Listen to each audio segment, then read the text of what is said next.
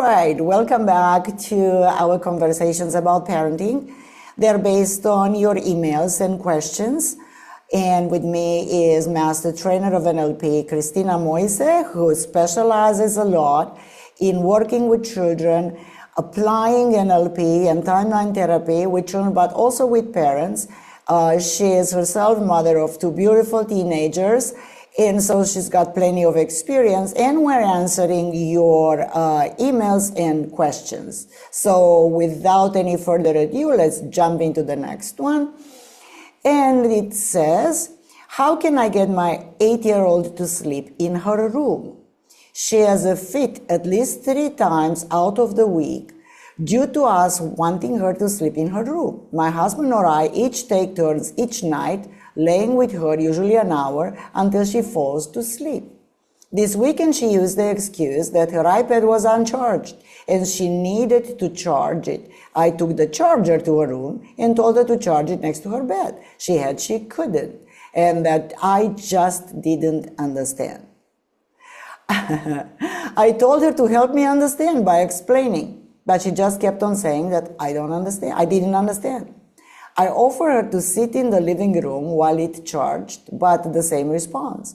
I then told her since she didn't want any of the options, I gave her that we would change it up and just go to sleep. So I tried laying with her, but she started crying, yelling, and eventually I spanked her twice.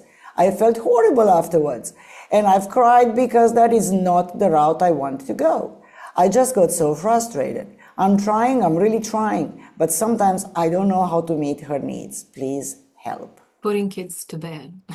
Uh, A great topic. And I know it's, the usual advice is tell your kids a story and they will fall asleep.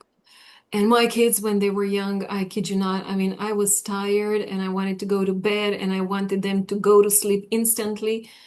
But then that would be for them the best time of the day to play, to jump into beds and run around the house and giggle and have fun. And I didn't get it, but they had some extra energy. Plus, in the evening, it's that time of the day where the whole family is around.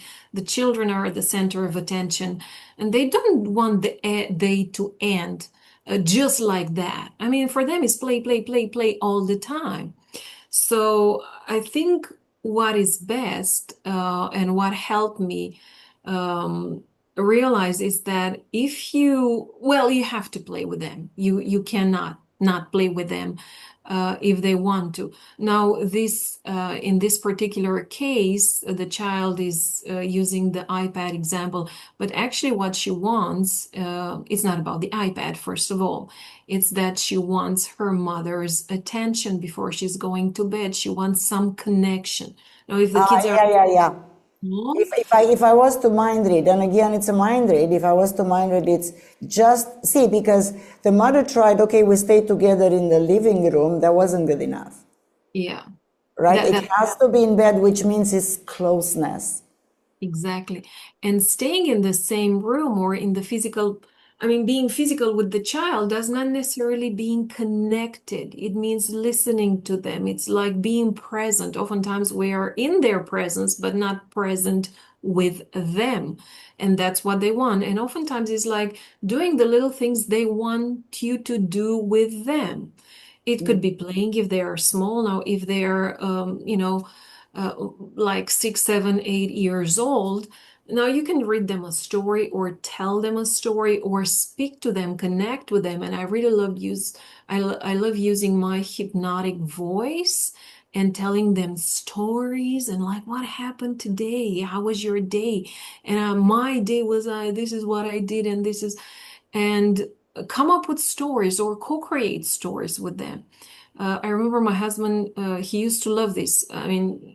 Just tell stories and make fun of them, all the characters. And they would giggle and have fun and then go to sleep. But they love do some activity with you before they go to bed. Imagine you're the mother, you're the father, right? The child doesn't want to go to bed all by themselves. it's again, get yourself into their shoes, like feeling lonely, feeling like, oh, they don't care about me. Imagine all the plus if they're 6, 7, they have that fear of the darkness. That's the age where the boogeyman and God knows what. So they need some sort of connection, physical, as you said, physical like attention, somebody to hold them, to hug them, to make them feel safe and tell them that it's okay. Everything is gonna be okay. And I'm here with you. And speaking in that hypnotic voice, I remember when I took my NLP certification, my daughter, she was like 7, and she loved hypnosis. I said, would you like me to, say a little thing before you go to bed that will help you relax? And she would, I mean, almost every night I would go and read to her something or say something from hypnosis in that, soft voice and, slower, I mean, the slow rhythm and pacing and be with her. And that would be reassuring. So it depends on the age of the child, but basically they're asking for that connection, that genuine connection with you, because they're going through the night where they're going to have nightmares and they want to make sure they feel safe. And it's funny about the nightmares and all of that, because a couple of years ago, I was again working with 7, 8, 9 years old children. And they had a thing for telling horror stories. I say, hey kids, no horror stories. Everybody goes like this, right? The grown-ups. And the kids, but ma'am, we love horror stories. And I say, how come you love horror? Because horror stories would be like, there's this thief coming in and there's a lot of blood and everything was covered in blood. And I said, what is this? I mean, they're going to fire me. I don't want to do this. Stop it, stop it. I said, no, it's okay. We love it because they say these stories help us because eventually the good character Always wins. wins. And for them, it was a way to process their own fears, their own things. I mean, during the night, maybe they were having nightmares. And I just I taught them some presentation skills. And they presented, they did like they created like a mini play in front of the classroom based on Oh, their love it. and with the presentation skills. And it was really like cathartic for them. It was really a great experience to be able to process that and to express it. And it hit me. We want to keep our children safe and just keep them away from the boogeyman and the nightmares, but it's a reality for them. They're experiencing, so they need a way to take that out. And it was a huge learning. Yeah, it has to be nicely controlled with always a positive outcome, of course, not just letting them wallow into the horror stories and so on and so forth. So it's a directed thing. This brings to mind, I had a situation. So there were 2 issues in this situation, and this was a boy. And he was a little older. I think he was around 11 at that time. He couldn't leave his home. Even going to his grandparents' house to overnight there, he would go straight into panic attacks with the screaming and the out of control completely. Not speaking of, going as children overnight at other parents, and at children's houses, their friends and so on and so forth sometimes over the weekend or this. He couldn't do it. He wanted to. And there was no solution. Now, what happened? There were 2 issues here, typical for a situation like this. First of all, he was used as a baby to sleep with the parents, and even with them in bed. So leaving that, now he was older, now he had his room because he wanted his room. Of course, he grows into teenager. Now I want to be myself, get out of my room, mom, right? It's the other way around. But first of all, he got used to the permanent safety environment of the parents. Now, in his mind, he made speaking of horror stories, right? He made a movie, a horror story movie, that if he's out of the house, something, and I never know what specifically, because NLP is not about content, but something will come and get him, harm him, and he felt totally unsafe, including in the house of his grandparents. And the grandparents were involved. There was a very beautiful family. It's not like the grandparents were distant and he didn't know them. No, none of that. So he would want to go. He would be, okay, I'm going. We would reach there 1 hour later. They would have to put him in the car, bring him home, because if he tried to stay longer, it was unmanageable. It was full panic attack, almost like a phobia. Now, and you're going to laugh, but what did we do? We did it exactly like a game. Even with a 10-year-old, I didn't be formal, doing the swish pattern. I did a swish pattern.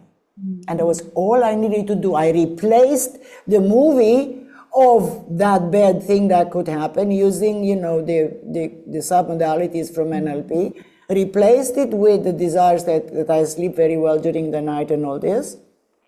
That was the only thing I had to do. Can you believe it? Yeah. It's sometimes as simple as that. It's sometimes that simple. So there were two issues here. It depends how the child's being used. I would venture to think that in this particular situation with the 8-year-old daughter, maybe she was used to grow up in sleeping with the parents in the same parents' room. Right? In many cases, people use baby monitors, and even when the child's very young, has a separate room next to parents, the parents' bedroom. So the child is used to sleeping alone. Now, if this particular case, the girl's been used to sleep with parents, and now all of a sudden the parents want her to sleep alone, maybe that's something that makes her feel unsafe. But I also, my guess, and it's a guess, it was an intuitive response. The first thing that came to my mind as we read this was the issue of closeness. Closeness equals somehow safety, and care, and love, and attention, and that's what I would do. I would think.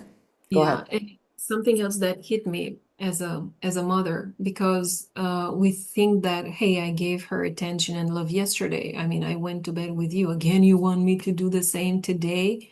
Yes.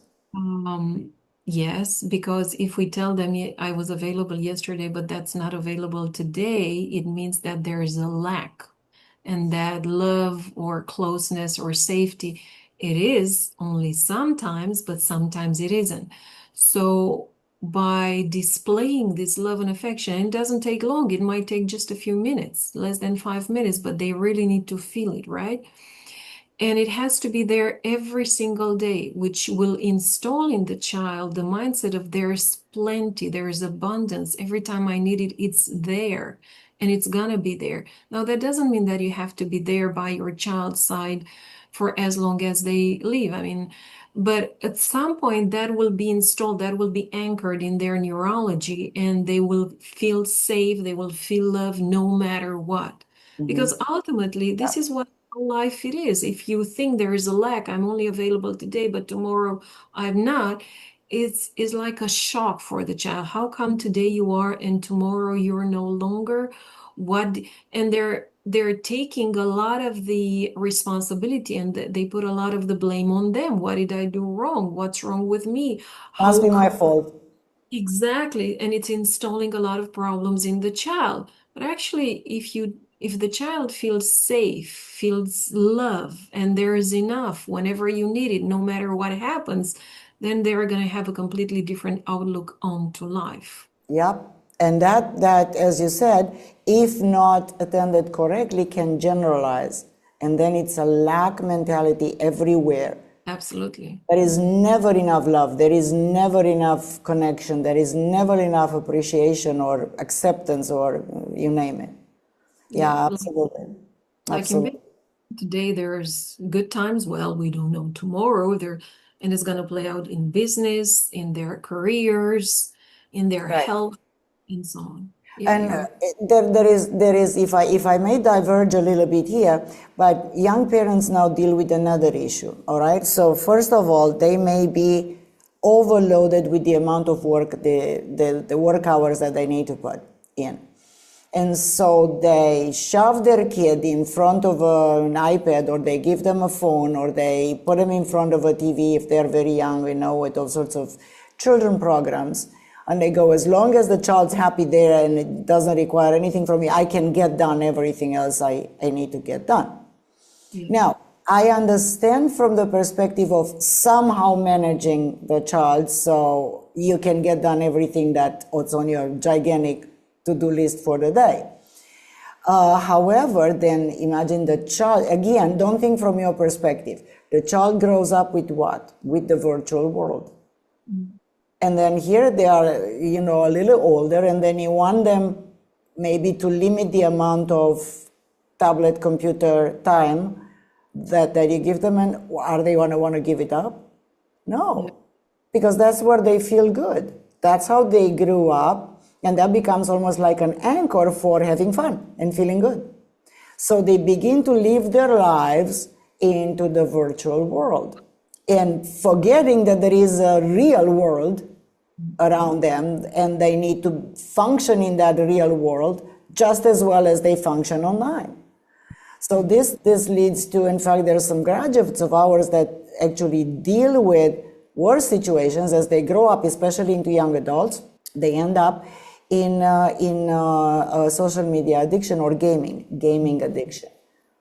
And addiction to social media or gaming acts just like any other addiction, like alcohol addiction or drug addiction. The reaction in the brain in between the neurons is absolutely the same. I don't want to get in there. This is a completely different topic, but it comes back to computer or not computer, tablet or no tablet, anything. It comes back to what you were trying to drill through all these discussions and answers to the emails, which is, what are our basic needs when we're young?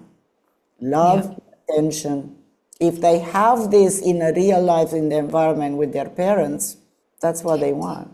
And you know what the paradox is, Adriana, is that if the parent doesn't feel love or safety, they will not be able to pass this on to their child. Isn't that the truth? Yeah, it is absolutely true. So it has to be, and even if as a child, we might not have felt it for whatever reason. I mean, I grew up in communist Romania, for example. There was a lack. There was, it was those times. So safety, for example, is not necessarily something that would be easily available. And actually, that doesn't mean that I have to live like this and accept it as my reality for the rest of my life. It's something I can definitely change, and I can connect with that, and I can really define what safety is for me, what love is for me, and teach my kids the same.